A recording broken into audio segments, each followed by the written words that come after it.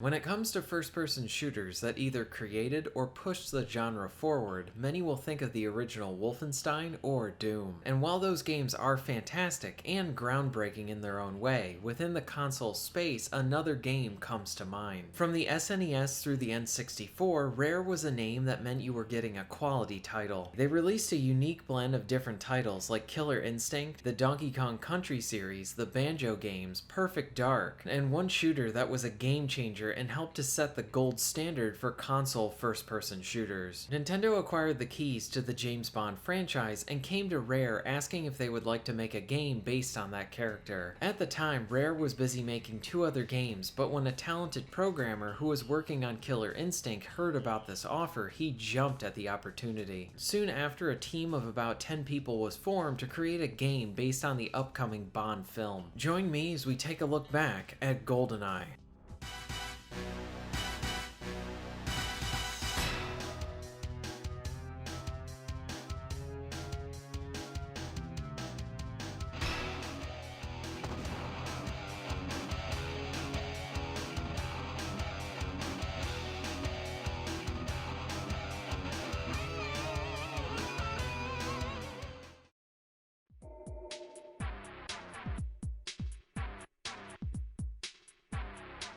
Rare was approached by Nintendo to make a game on the upcoming Bond film. The film's name was not known at the time of the offer. At the time, there were 2 teams at Rare, one working on Donkey Kong and the other working on Killer Instinct. A sort of third team came out of the interest in Bond through Martin Hollis. He was a huge Bond fan. Martin was a programmer for Killer Instinct, and now he would be the lead for this new game. The game was originally planned to be a 2D side-scrolling shooter on the SNES, and Martin was the one to suggest to make the game in the form of a 3D first-person shooter. He then started to assemble his small team for this ambitious project. The team was about 10 people. This is like a small indie developer making a AAA game with the pressure of having the keys to a huge franchise. For many members of the team, this was going to be their first game. During the very early stages, the team was coming up with questions on what they could and potentially couldn't do for the upcoming game. What was the level of violence that they could use? Would they have any access to any of the film production material? Could humor be included? Could they use any of the likenesses from other Bond films? And all of these questions were submitted to Nintendo, and Nintendo provided them with those answers. For the game, the team had a broad use of the Bond license. Early on, there was no gun planned to be held by the player on the screen. This would sort of look like action from Time Crisis or Virtua Cop. Bond was set to move on a predetermined route through each of the levels. Through this design, the developers started playing around with the AI reacting to where you hit them. So if you shot them in the gun, they would drop it, and if you hit them in the head and they had a hat, the hat would pop off. With this as their base, the team collaborated and suggested that it would be pretty awesome if it could play like Doom, with the movement to go in any direction. Rare didn't have a lot of information when it came to the N64, but they knew that it could handle 3D graphics. It is important to note that at the time, Rare didn't even know what the controller would even look like, so they were going in a bit blind for some of these areas for the game. Thankfully, they did know that the N64 controller was going to have one analog stick. They used what was described as a hack Sega Saturn controller for most of their testing. The AI and how they reacted to the player was very important to the team. The team wanted the AI to engage with the player but also try to go for alarms and be a bit more reactive if needed. Some of these were really ambitious, like having an AI hide under a table to surprise the player. While not all of these ideas made it into the game, the team was hungry to keep trying to come up with new ideas. Goldeneye wanted to maintain a film realism to present that fantasy of the films, so the game will look authentic while providing this Bond experience. They had access to the filming script and could go along to the shooting location to obtain their own material for the game. For the game's levels, Rare had access to the production material of the sets from the film as reference. They drew out the levels and mapped them out on paper before programming them in. While developing the game, Goldeneye was going to be very violent with blood and gore animated in. Nintendo were the ones that wanted the violence to be toned down for the final release. Rare also felt that excessive violence really didn't fit the character. When it came to the level design, Rare wanted to move away from the established formula by Doom where you would open a door, kill all of the enemies, and then try to find the key to open a new door. Through Goldeneye, the developers wanted to mask the key card finding aspect of first-person shooters with different objectives and ones that involve the different gadgets that Bond would use.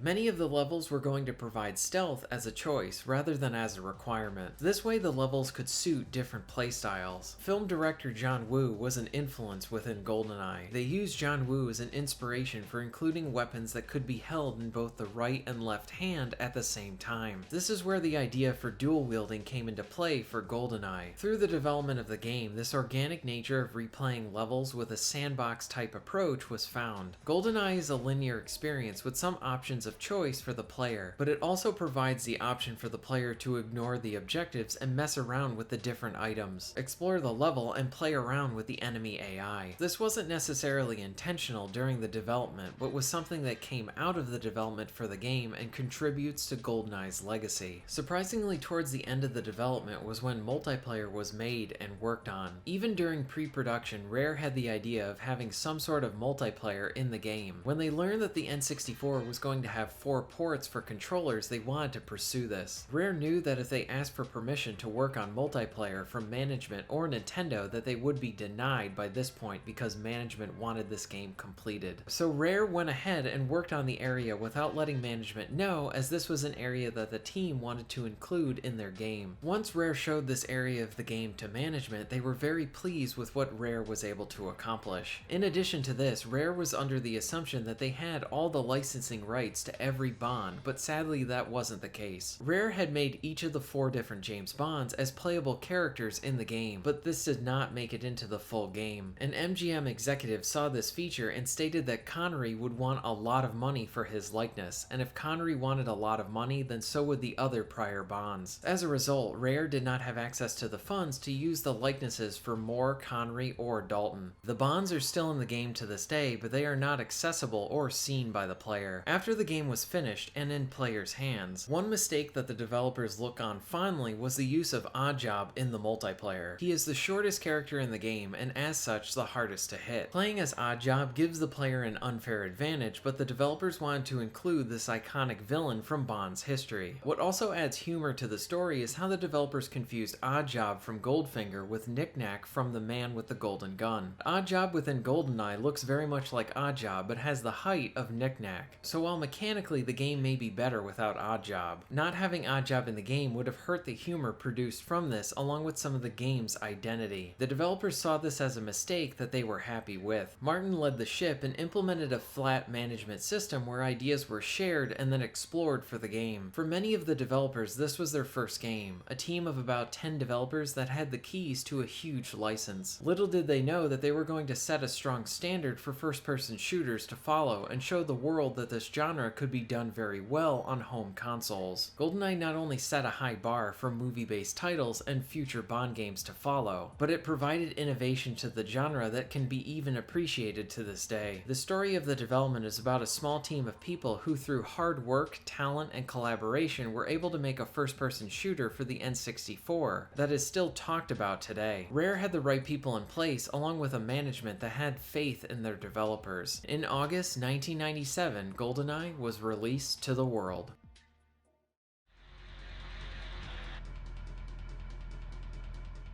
Goldeneye is a first-person shooter with a focus on action, objective-based missions, and exploration. While there are aspects about Goldeneye that are dated, there are still many areas that are timeless. For one, the shooting still feels pretty good. The aiming and controls are dated in how you move and aim. The joystick is used to move forward and backwards along with turning, while the right C buttons control looking up and down and strafing. This is a much older design and does take some getting used to, but when it comes to the actual shooting, the gunplay is still fun since there are plenty of weapons to use along with well-animated deaths from your enemies. Each of the different levels features different weapons to use, like different pistols, SMGs, assault rifles, and more. Some can even be dual-wielded, which was cool when this game was released, and it's still awesome now. Controlling the shooting is pretty good, but this is a dated area of the game. You will rely on an auto-aim system and the manual aim if you want to fine-tune your hits. When it comes to first-person shooters, one of the important aspects are the gun sounds along with the impact to your hits. FPS. With this being the granddad of console first-person shooters, it holds up well in this area with good sound effects from your weapons along with the enjoyable and reactive deaths from your enemies. While the guns may look like toys, they sound like instruments of death. I really enjoyed some of the nice touches, like being able to shoot off enemy hats along with some of the explosive objects. Along with this are some nice moments of humor, like catching the enemies off guard while they are in the bathroom, or how some of the enemies cry out in pain when you run them over in the tank. The level design and mission objectives are an area of Goldeneye that have actually aged really well, and in some ways are still refreshing to this day. Depending on the difficulties that you choose, the mission objectives will change. On easy, the objective might just be reach the end of the level, while on normal and hard, other objectives are added in along with this to make it a lot harder to complete. This type of stuff should really be commended to this day, as the developers essentially put content into their game that players might even miss while playing it, if they did not complete each of the levels on the higher difficulty settings. Many of these objectives help to give it this spy flavor, like finding secret plans, collecting items, rescuing hostages,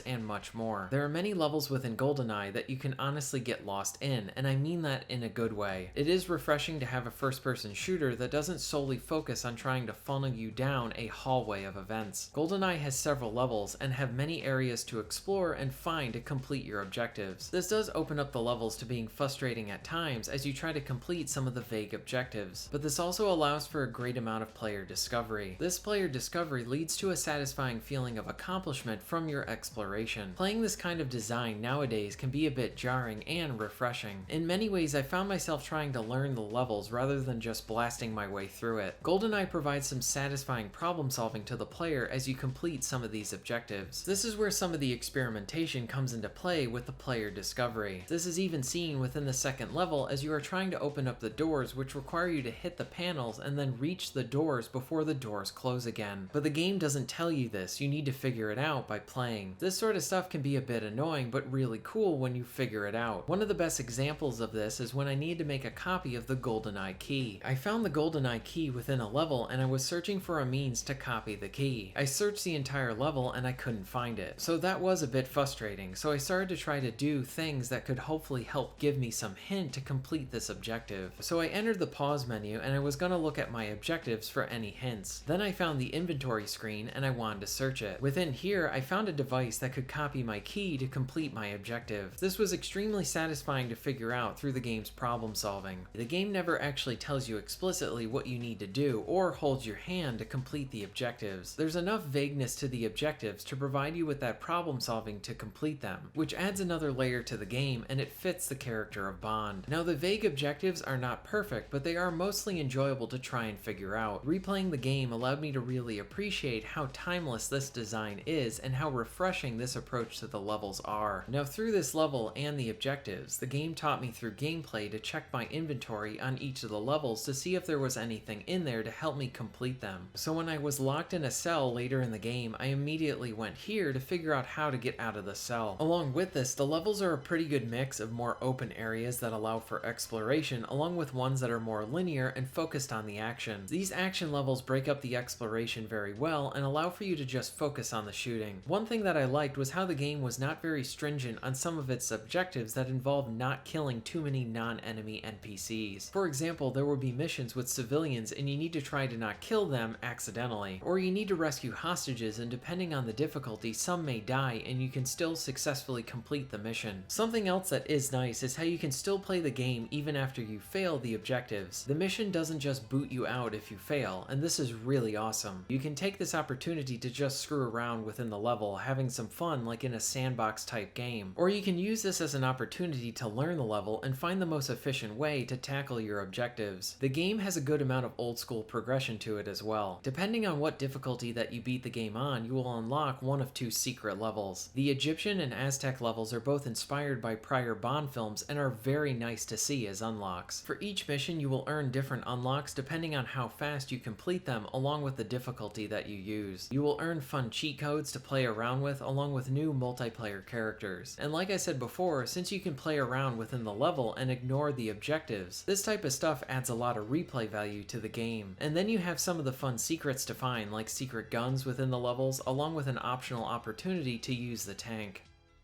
Goldeneye remains a mostly timeless experience that can still be enjoyed to this day. The game essentially set the standard for console shooters and setting a high standard for future Bond games to follow. There are plenty of areas that allow for a great amount of exploration within the different objectives to complete, and those objectives change depending on the difficulty set by the player. This allows the player to set what sort of experience that they want to have. It is refreshing to have difficulty settings change more than just how tough the enemies are. With Goldeneye, it provides a considerable amount of value to the player just through these options, and when it comes to some of the levels being more open, it treats the player like an adult and does not handhold them throughout each of the levels to how you complete them. This means that there is some frustration with figuring out what to do, but this also allows for player discovery and a great amount of satisfaction in completing them. The shooting mostly holds up as well, with solid gun sounds, good impact with enemy deaths, and a good arsenal of weapons. Linear action-packed levels are mixed in with the exploration type levels to provide a good variety along with a fun tank section. The icing on the cake are the good amount of unlockables and cheats to play around with. Goldeneye was revolutionary for the time and remains an excellent game to this day. I had a great time returning back to it and encountered some flaws that I want to discuss or areas that could be refined if we ever receive a remaster. I want to bring up the obvious one, escorting Natalia. Escorting missions can make for a lot of frustration, and Goldeneye does have a lot of good examples of this. Since the shooting mostly relies on an auto-aim system, you can accidentally shoot Natalia when you're intending to hit an enemy. This can cause you to fail the mission, and what makes it annoying is that it really isn't the fault of the player, but rather how the game controls. I feel like the best remedy for these types of things is to include a basic command system within the game, like to hold your position or to follow. This way you can have some player input for the AI that you are trying to protect. Another thing that I found annoying were the automated turrets found in later stages of the game. These things can quickly do a lot of damage, and it shows how annoying it is to get shot as it causes you to continually get pushed back. Earlier I talked about how I really enjoyed exploring levels and figuring out how to complete the vague objectives, but there are situations where it comes down to trial and error, or just remembering how certain scenes play out from the film. A good example of this is when you need to plant the bombs on the second level. If you blow up the explosives too early, you can fail the mission, and the game doesn't really give you a clear indication on when to blow them up. While the multiplayer is one of the best couch co-op multiplayer games, I really wish that it had bots so that the experience could be preserved to this day. If you can get some friends together, you can still enjoy playing as the different characters from the film and franchise, along with toying around with the different settings. I just wish that it included the option for bots. If a remaster was made today, I would love to see controls to be refined and improved on, similar to how it was done for the Perfect Dark remaster. Even with these areas for improvement, Goldeneye remains a classic FPS that set the standard for console first-person shooters. And before we move to the conclusion, I need to highlight the excellent soundtrack. Many of the different tracks are different versions of the 007 theme, and they are really catchy and iconic to the game itself. Here are a few tracks from the game.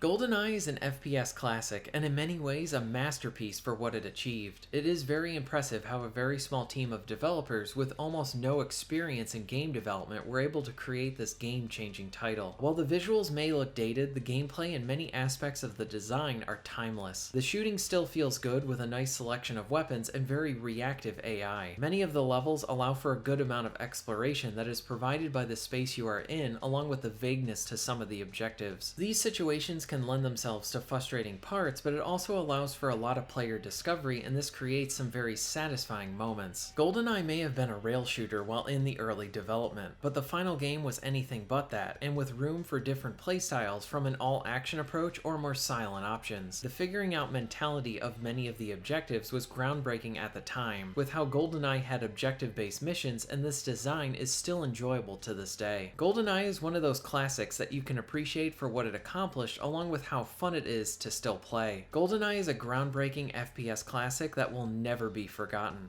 Thank you very much for watching.